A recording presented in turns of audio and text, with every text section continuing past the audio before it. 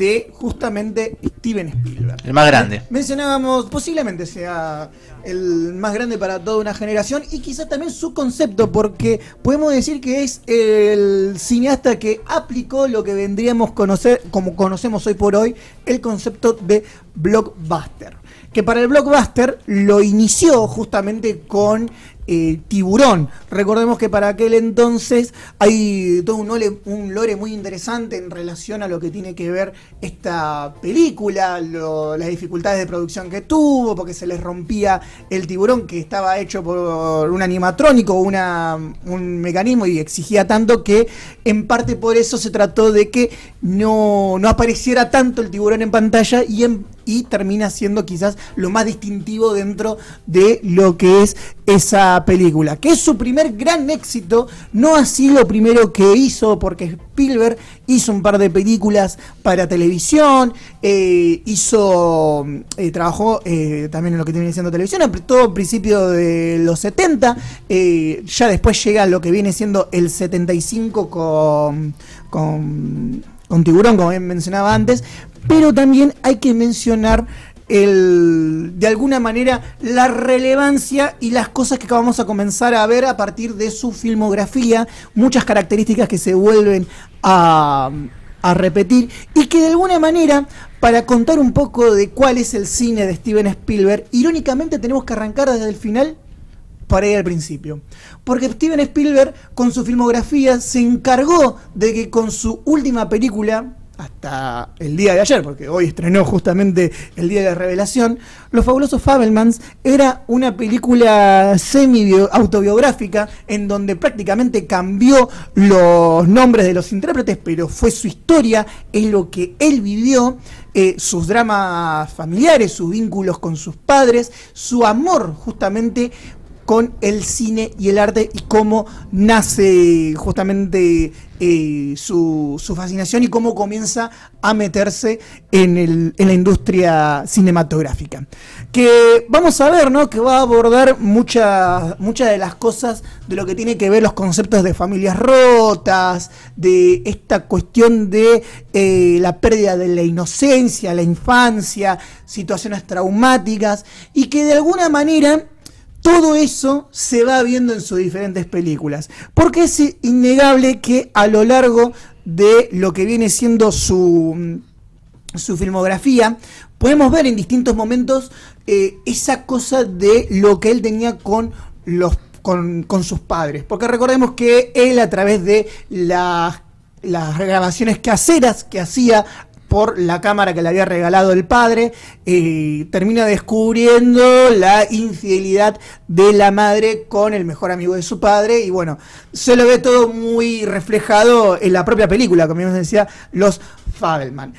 De hecho, al pie de la letra por el propio Spielberg, que muchísimos años después tuvo esa cosa de encontrar paz, equilibrio, o una explicación o entender el lado de los dos, ¿no? Tanto de su madre, su padre, y cuestiones que lo fueron separando de su familia en el medio.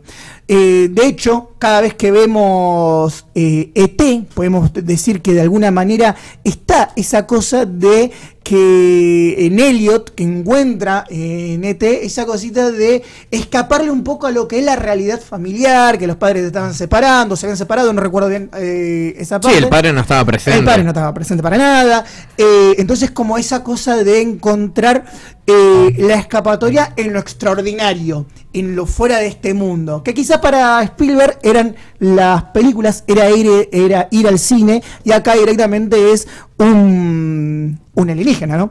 Después, bueno, algo medio parecido lo podemos ver también en Encuentros Cercanos del Tercer Tipo, que el padre de la familia está siempre obsesionado con los ovnis y esto que otro, y también, bueno, de alguna manera con Frank, el personaje de DiCaprio en Atrápame si puedes, que de alguna manera siempre tiene unos daddy issues muy grandes con lo que tiene que ver justamente esa cosa de la situación económica que él tenía de pibe y una especie como de, bueno, si yo recupero dinero, a lo mejor en una de esas mis viejos se vuelven a unir o algo por el estilo. Una idea bastante extraña, pero que después, como bien decía, ¿no?, encuentra este equilibrio en la reconciliación. Y creo que la película que lo mejor lo refleja eso es otra película que, aparte de hacer esto, establece el género de aventuras como nosotros lo conocemos, como lo hace con Indiana Jones, porque con Indiana Jones es el género de aventura como es quizás la Biblia de cómo hacer una película de este estilo. Y en lo que es La Última Cruzada, la relación entre Henry Jones y Henry Jones Jr. es... Bueno, yo Indiana Jones la vi con mi viejo, y es full sentirse identificado esa relación padre-hijo. Sí, sí, totalmente. Creo que reflejó lo que es padre-hijo, sí, con esa película. Totalmente.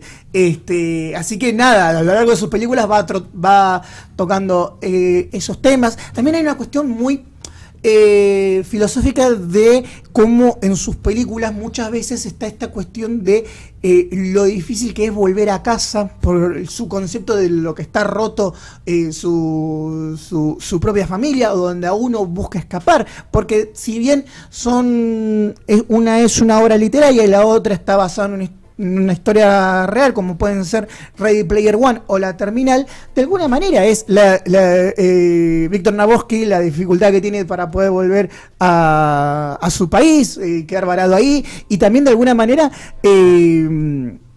Percival cómo escapa de su vida, de estar ahí viviendo con su tía, que es toda una mierda, y decide ir al oasis donde es mejor todavía. De nuevo, como dije recién, es quizás el escape de Spielberg, de buscar en las películas su escapatoria, su mundo, y cómo muchas veces crear un mundo puede llegar a ser esa cosa de volver a traer a la vida algo que ya había dejado de existir, como pueden ser los dinosaurios, como lo hizo en Jurassic Park. Que ahí retoma lo de Tiburón, de lo que cuanto menos ves, más aterra. Exactamente.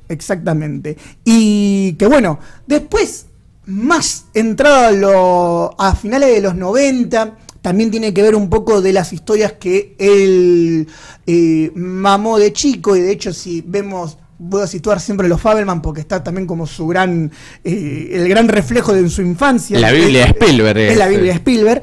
Desde pibe siempre tuvo esa cosa con lo bélico, y de hecho lo podemos ver tanto en un lado mucho más dramático con lo que es La Lista de Schindler, película con la que gana su primer Oscar, tanto como mejor director y mejor película, y años después con Rescatando al Soldado Ryan, donde gana su segundo Oscar a mejor director. Y Ten Manija quedó con Tom Hanks cuando hicieron justamente Rescatando al Soldado Ryan, que poco tiempo después el propio Spielberg y Hanks dicen, bueno, vamos a desarrollarnos y vamos a irnos al lado de las series, y salen Band of Brothers, sale Pacific, y más recientemente en el tiempo Los Amos del Aire, donde cierra de alguna manera todos los frentes que quiso contar, los distintos frentes de batalla, por decirlo de alguna manera, de la Segunda Guerra Mundial. Y que lo bélico siempre es un lugar a donde Spielberg siempre le gusta regresar, pero que se toma las libertades en el medio de hacer otras cosas. ¿Es la mejor película bélica de toda la historia, Rescatando al Soldado Ryan? Y posiblemente está ahí cabeza a cabeza con Hasta el Último Hombre.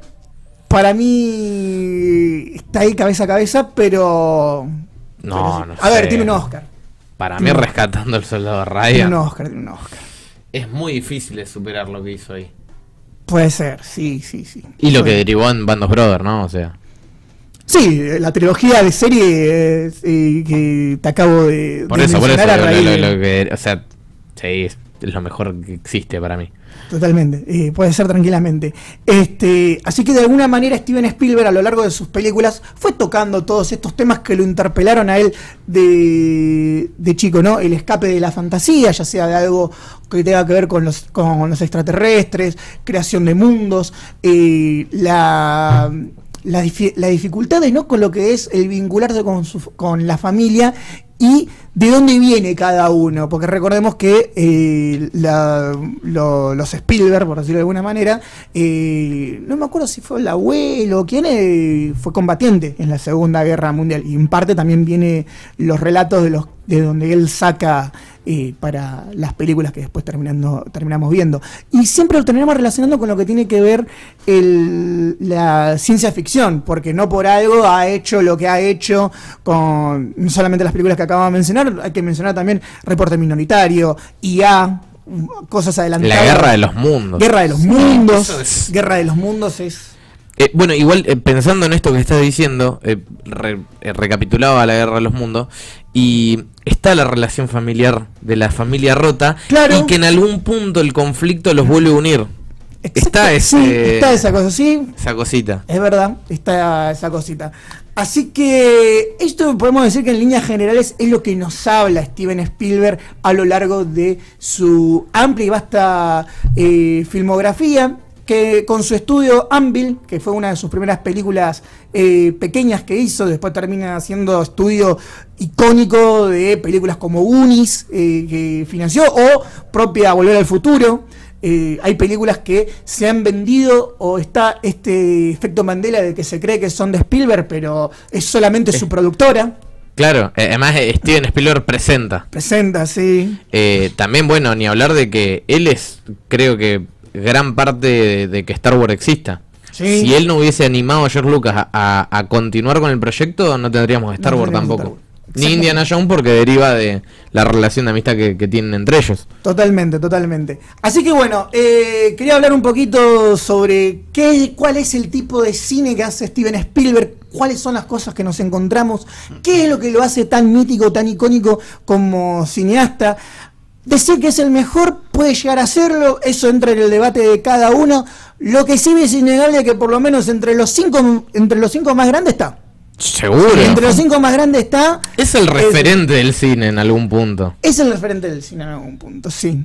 ¿Pero no sentís que quizás haya una cuestión también generacional? No sé, para mí trasciende todo, porque ya lleva una carrera tan larga, tan extensa y tan buena. Sí, son 50 años de cine. Que claro que hasta mis viejos crecieron con Spielberg. Sí. Digo, ¿no? O sea, nosotros crecimos con Spielberg y hay futuras generaciones que están creciendo con Spielberg. O sea, hay una cuestión ahí de a cuántas generaciones le impactó el cine de Spielberg. Totalmente. Y que bueno, va a seguir impactando ahora con el Día de la Revelación.